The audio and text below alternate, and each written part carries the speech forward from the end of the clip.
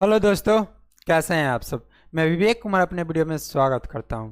आज का वीडियो खास होने वाला है। हम बात करेंगे एक और नई भर्ती के बारे में जो कि आपका डिफेंस का रहने वाला है। ये भर्ती इंडियन कोस्ट गार्ड 02/2025 की है। इस भर्ती में आपका जो है परमानेंट रहने वाला है, यानी अग्निवीर की तरह नहीं, परमानेंट परमानेंट सरकारी नौकरी। अग्निवीर 4 साल वाला नहीं। इसमें जो आपका योग्यता 10th एंड 12th पास मांगा गया है।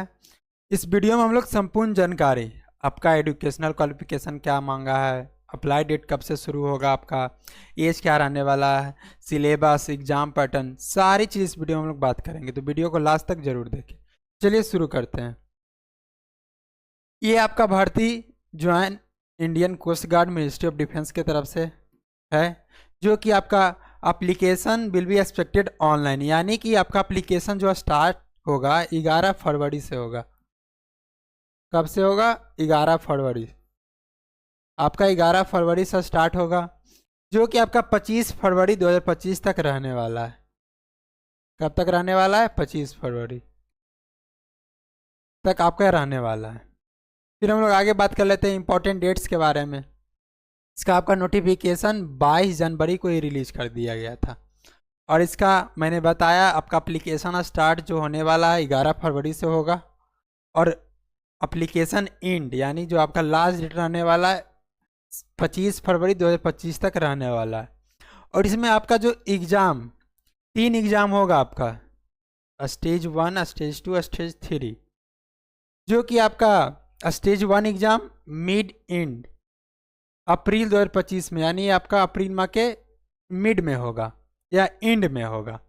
और जो आपका स्टेज 2 एग्ज़ाम है जो कि जून 2025 में होगा, और आपका स्टेज, ये दोनों आप क्वालिफाई कीजिएगा तब ये एग्ज़ाम आप मतलब दे सकते हैं, इसके लिए क्वालिफाई है, जो कि आपका स्टेज 3 सितंबर 2025 के महीने में होगा। तो हाँ, फिर हम लोग आगे बात करते हैं एप्लीकेशन फ़ी के बारे में।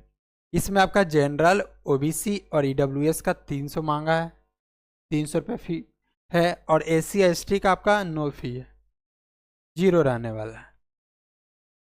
और एक बात, ये जो वैकेंसी आपका है सिर्फ मेल के लिए है, ऑल इंडिया के मेल ही इस वैकेंसी को भर सकते हैं, तो ध्यान रखिएगा।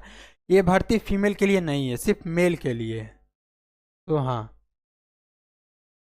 इसमें जो आपका एलिजिबिलिटी क्राइटेरिया क्या रहने वाला है, इसमें अगर आप एजुकेशनल क्वालिफिकेशन जो है, अगर आप 12th पास हैं, ये आपका नेविक जनरल ड्यूटी जीडी के लिए है।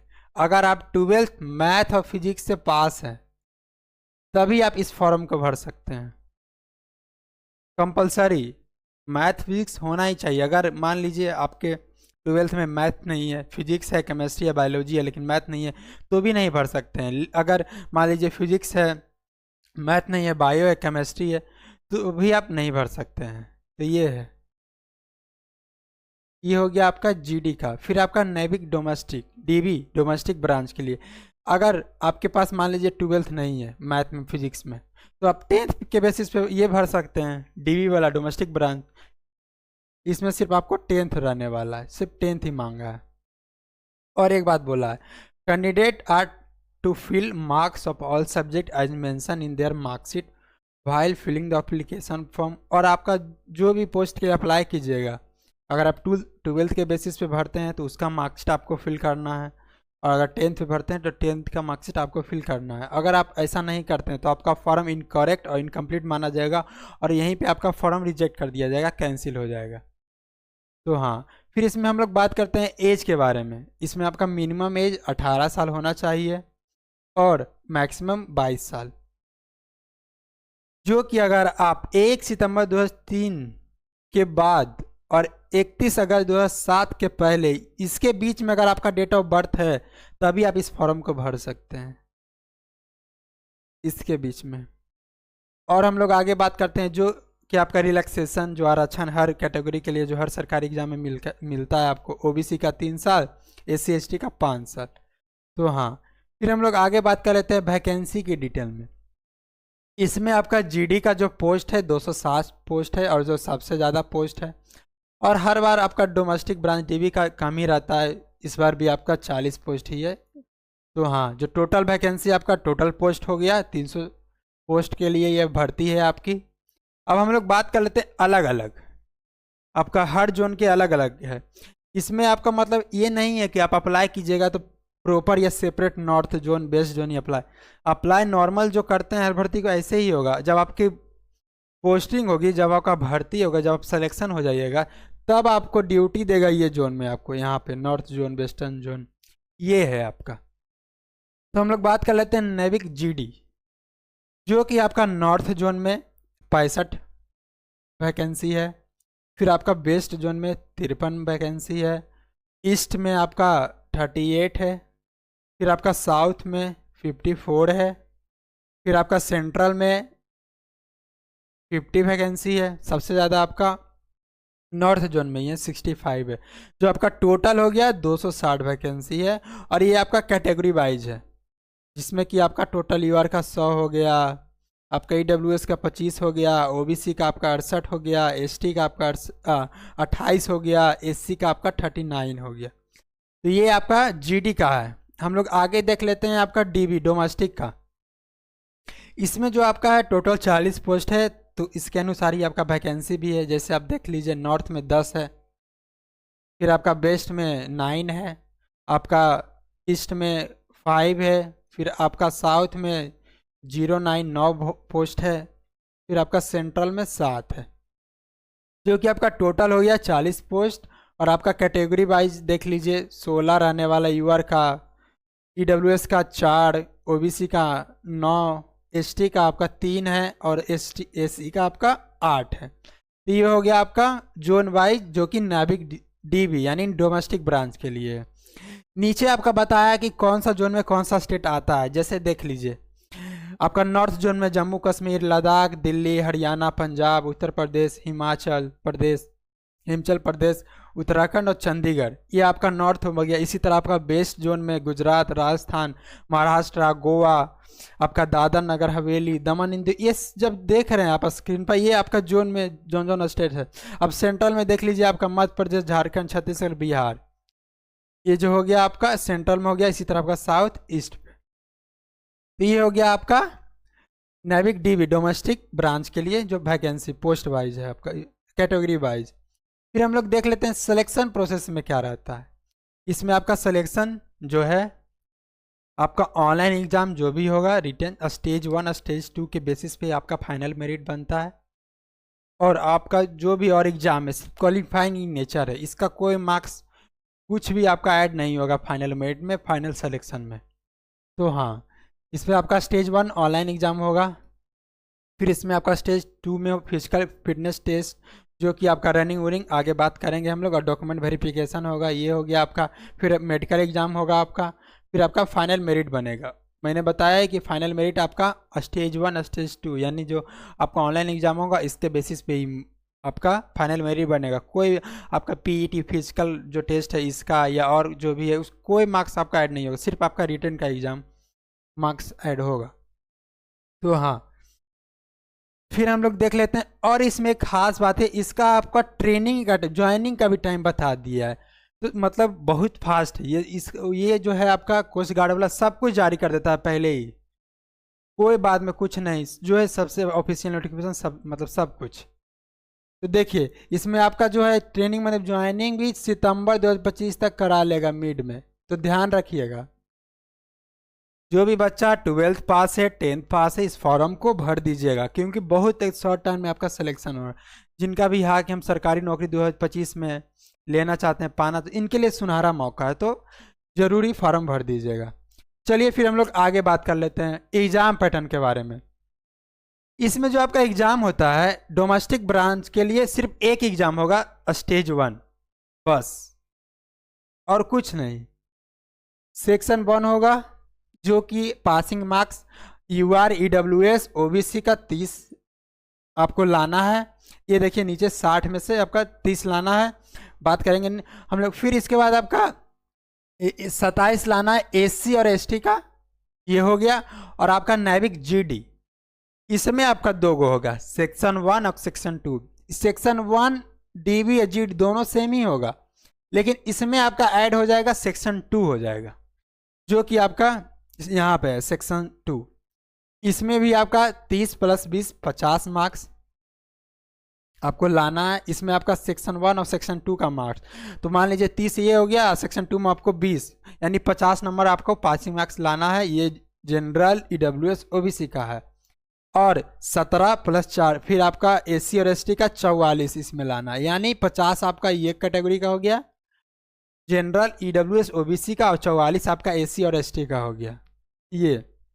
और यहाँ बताया है passing in section 1 and section 2 separately is compulsory, और दोनों में जीडी के लिए आपको पास होना जरूरी है। सेक्शन 1 और सेक्शन 2 में जीडी के लिए आपको पास होना जरूरी है, तभी आप नेक्स्ट स्टेज के लिए क्वालिफाई होइएगा, तब आपको मतलब बुलाया जाएगा नेक्स्ट स्टेज के लिए। तो हाँ, हम लोग एग्जाम पैटर्न के बारे में बात करते हैं। सेक्शन 1 आपका रहेगा टोटल 60 क्वेश्चन रहेगा 60 मार्क्स के लिए, जो कि समय आपको 45 मिनट मिलेगा। इसमें आपका जो रहने वाला मैथ से रहेगा 20 क्वेश्चन, साइंस से आपका रहेगा 10 क्वेश्चन, इंग्लिश से आपका रहेगा 15 क्वेश्चन, रीजनिंग से 10 क्वेश्चन, और जीके जीएस से आपका 5 क्वेश्चन। तो ये हो गया आपका सब्जेक्ट वाइज, ठीक है। फिर हम लोग बात करते हैं पासिंग मार्क्स के बारे में, जो कि आपका 30 रहने वाला है। 30 60 में आपको 30 लाना है, और मैंने बताया है कि आपका 27 एससी एसटी का रहने वाला है। तो ये हो गया आपका पासिंग मार्क्स। इसमें जो आपका सिलेबस क्लास 10th का पूछेगा, और इसमें आपका क्लास 12th का पूछेगा जीडी में, और डीबी में क्लास 10th का, क्योंकि ये क्लास 10th के अकॉर्डिंग ही आप भरिएगा। तो हाँ, और ये 12th पे है तो 12th का सिलेबस रहने वाला। फिर इसमें हम लोग सेक्शन 2 के बारे में बात कर लेते हैं। इसमें आपका जो क्वेश्चन रहेगा 50 क्वेश्चन रहेगा, ठीक है। आपका 50 क्वेश्चन रहेगा, जो कि आपका 50 मार्क्स के लिए रहेगा, और 30 मार्क्स आपको 30 मिनट समय मिलेगा आपको, आधा घंटा। मतलब मान लीजिए समय तो थोड़ा सा कम सेक्शन 2 में मिलेगा, क्योंकि अगर देखिए आप 25 क्वेश्चन मैथ का रहेगा, अब 25 क्वेश्चन फिजिक्स का, तो आधा घंटा तो मैथ ही बनाने में लग जाएगा, अगर मान के चले तो आधा घंटा। तो ये आपका मतलब अगर आप रेगुलर प्रैक्टिस करते हैं, रेगुलर अगर आप मतलब मॉक टेस्ट लगाते हैं, एकदम प्रैक्टिस डेली करते हैं अगर आप, तो मतलब कर सकते हैं आप। तो हाँ, इसके बाद हो गया आपका जो पासिंग मार्क्स हो गया आपका पासिंग मार्क्स, जो कि आपका 20 लाना है 50 में ईडब्ल्यूएस ओबीसी का, और आपका 17 लाना है एससी और एसटी का। इसमें मैंने बताया है कि आपका क्लास 12th का सिलेबस रहने वाला है। तो ये हो गया आपका एग्जाम पैटर्न। अभी जो कि सेक्शन 1 और सेक्शन 2 के बारे में मैंने बताया कि आपका डीबी का सेक्शन 1 ही देना है, सेक्शन 2 कोई नहीं देना है। आपका जीडी में सेक्शन 1 और सेक्शन 2 देना है। ये जो एग्ज़ाम आपका ऑनलाइन होगा, सीबीटी मोड में होगा, तो ध्यान रखिएगा। फिर हम लोग आगे बात करते हैं फिजिकल फिटनेस टेस्ट, जो कि आपका 1.6 किलोमीटर 7 मिनट में दौड़ना है। तो अच्छा खासा समय है। अगर आप 1 महीना का तैयारी करते हैं, रोज़ सुबह उठ के आप रनिंग करते हैं, तो क्वालिफाई हो जाइएगा। ये हो गया आपका रनिंग, और आपको स्क्वाट यूपीएस यानी आपको उठक बैठक करना है, जो कि आपका 20 लगाना है, जो हर कोई क्वालिफाई हो ही जाता है। क्योंकि स्कूल में आप स्कूलिंग किए होंगे, तो स्कूल में देखते होंगे टीचर पनिशमेंट के तौर पर यही सबसे ज़्यादा यही करवाते थे, तो सब लोग कर ही सकते हैं। फिर आपका 10 पुशअप है। और एक बात बताना चाहेंगे, all 3 test of physical fitness test are to be carried out in continuity without any break. यानी जो ये आपका तीनों देख रहे हैं, ये आपका कंटिन्यू होगा। मान लीजिए रनिंग हो गया, फिर आपको 5 या 10 मिनट का समय देगा, फिर आप इसके बाद उठक बैठक, फिर पुशअप, मतलब एक ही दिन कंटिन्यू कर देगा, आपको ले लेगा। कोई ब्रेक नहीं कि आज रनिंग होगा, कल ये होगा, कल ये होगा, ऐसा कुछ नहीं, एक ही दिन सब कुछ।